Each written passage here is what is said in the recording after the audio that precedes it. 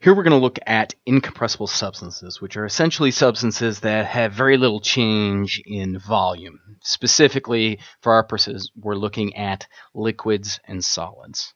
Okay, and there's two things that we're going to look at. The first is a liquid that we actually have table values for. That would be like water, refrigerant 22, 134A, ammonia, propane, right? These tables that we've been talking about. Okay, so when we look at these tables, we first recognize that the properties change very little with pressure, right, at a liquid state, right? So once I get down to a liquid, pressure has very little effect on what's going on, okay?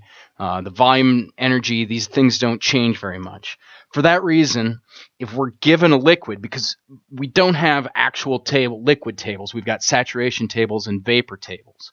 So if we know it's a liquid, if it's below saturation, okay, we don't have a table for it. So what we need to do is we need to approximate the properties as a saturated liquid at that temperature. Again, because the properties change very little with pressure. They do change somewhat with temperature.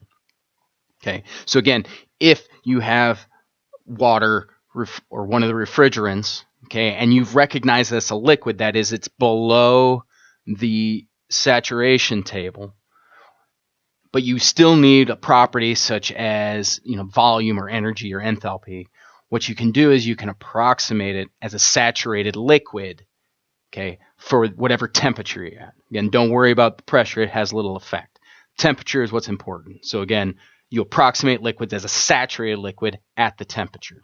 Now, if we don't have any tables, and this could be anything. This could be like a chunk of metal, or it could be some weird liquid, that we don't have tables for, right? Blood or something. I don't know what liquid you're looking at. But again, we don't have this, okay?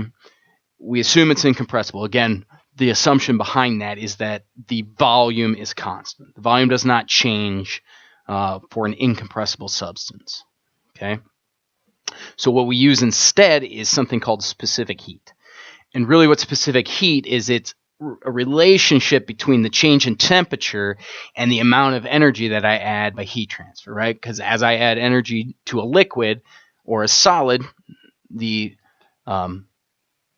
goes up, the temperature goes up, right? And the bigger that specific heat, the more energy it's going to take to raise the temperature.